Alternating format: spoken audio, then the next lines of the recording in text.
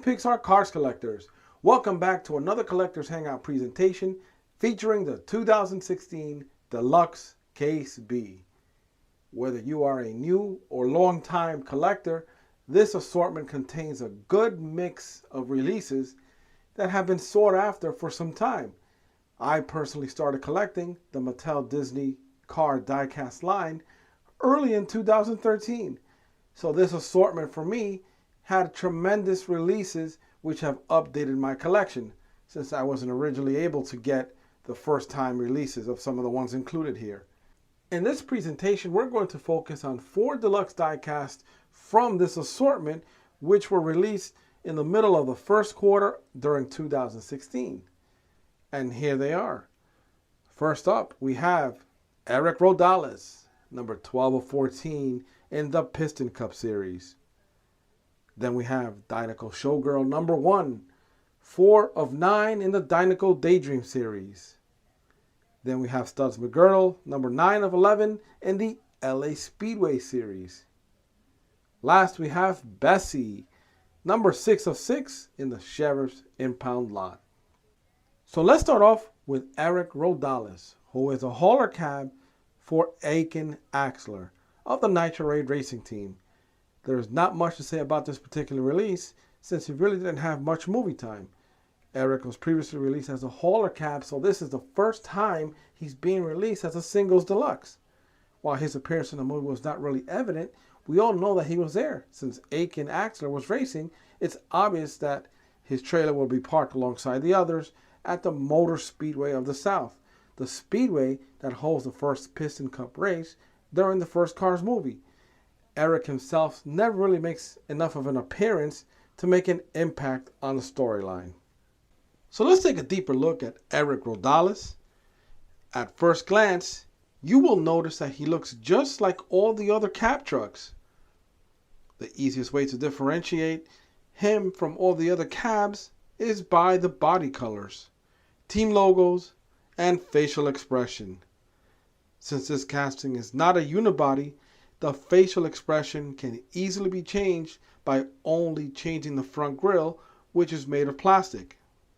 The rest of the body is a metal casting with the exception of his hat, which is also made out of plastic. His side-mounted mirrors and exhaust pipes are made of a flexible plastic which feels close to a hardened nylon material. Here is a quick fun fact about trucks. Those big trucks that you see out on the road are not easy to slow down and stop. So what does a truck with a heavy load do to reduce its speed without ruining its brakes? It uses its Jake brakes. Jake brakes is short for Jacob's engine brake, an alternative braking system used on large diesel trucks like the big rig haulers with a heavy load. The system uses the compression of the engine as resistance to slow the drivetrain and the entire truck.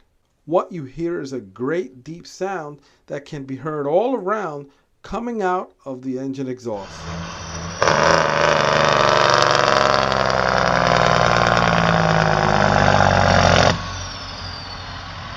Up next is the Dinoco Show Girl number 1. You should all remember the Dinoco Daydream scene where Lightning McQueen falls into a daydream about being sponsored by Tex Dinoco right after the 3-way tie and he's speaking with the King. During that scene, you see the showgirls on stage alongside Lightning McQueen during this little daydream scene. When Lightning McQueen overhears that Chick Hicks has arrived early for practice at the LA Speedway right before the tiebreaker race, Lightning McQueen falls into another daydream, but this time it's a nightmare. There you'll see the showgirls surrounding Chick Hicks. Out of the package, Dinoco Show Girl number 1 is a very simple casting. Her details are very obvious. One of the first things that I noticed on her is her blue feathered tiara. It really stands out as every other portion of this casting is really plain. This casting doesn't need to be anything much more than what she currently is, as she has fulfilled her role in being a Dinoco showgirl. She doesn't need a license plate since she probably doesn't ride on the road as most of the other cars do. Her paint is sky blue with a slight hint of metal flakes that glimmers in the light. The tiara is one piece with the feathers, made from a flexible material, safe for all ages above 3 years old. The side mirrors also fall into this category of flexible plastic. Like so many of the older castings, she has a two-part body with a plastic bumper. This once again makes it easy to mold a new bumper with a different facial expression. One last note on this particular casting is that this is the first time that she is being released as a single in the mainline after being only originally released in a 3-pack. Overall, I'm excited to have this as part of my collection. It's a must-have to complete your Dinoco collection. Studs McGirdle is a camera operator for the Racing Sports Network, or other known as RSN. In the movie, you'll notice Studs during the scene when Chick Hicks is interviewed before the start of the tiebreaker race at the LA Speedway. His appearance is very minor, and if he were to appear again, well, try to find him in this crowd of many cameras. He's just not that obvious. There is not much to say about Studs since he doesn't have a speaking role in the movie. However, let's talk about some characteristics that are evident in his design and camera stance. The first thing to mention is that his design is that of an SUV, or I should say a compact SUV, which is short for Sports Utility Vehicle, or now sometimes referred to as SAV, Sports Activity Vehicle. This design is smaller than that of a full-size SUV and is usually more suitable for constant mobility, which brings up my next observation. Notice that the camera is permanently attached to his fender. This indicates to me that he is always on the move and looking for new footage to televise, while the other camera crews are more stationary since their cameras are attached to a tripod. Studs McGirdle is a well-designed casting. As mentioned before, the camera is permanently mounted to his fender and is not detachable. The camera is made of a flexible plastic, as are his side view mirrors. Normally vehicles of this size have 4 doors, but Studs only has 2 doors, or 1 door on each side. He is the proper height for a vehicle of this design, especially for his profession of a cameraman. His ride height allows him to reach hard to get to areas. One last observation to make is his rear spoiler above the rear trunk lid. Most SUVs have this in place to help reduce any air turbulence created while in motion by its ride height and vehicle shape. So this is another camera crew member from the Racing Sports Network that you can add to your collection. Is there anything that you think should have been done differently with this casting? Maybe made better? Or is he fine just as it is? What are your thoughts about Studs McGirdle? Do you know the story behind Bessie? We've all seen Bessie in the first Cars movie as the local road paving equipment. When Lightning is caught by the sheriff while speeding, he is brought out in front of the judge to be sentenced. Lightning serves a community service of repaving the main road leading to Radiator Springs while hauling Bessie. Through this experience, he learns a lot about humility and doing what's right despite his own feelings. With so many diecasts being released lately, take notice that Bessie is the only vehicle besides the trailers that can't move unless it's being hitched. Even if she could move, how would she know where she's going with no eyes? Here's another fun fact about Bessie, and this is how she acquired her name. Bessie was more known as, or pronounced as, BSE, which stands for Basic Service Equipment. Now, if you were to pronounce BSE as a word, it would sound like Bessie. So there you have it. That's how she got her name. Bessie's latest release in 2016 has been long awaited by those who missed her the first time.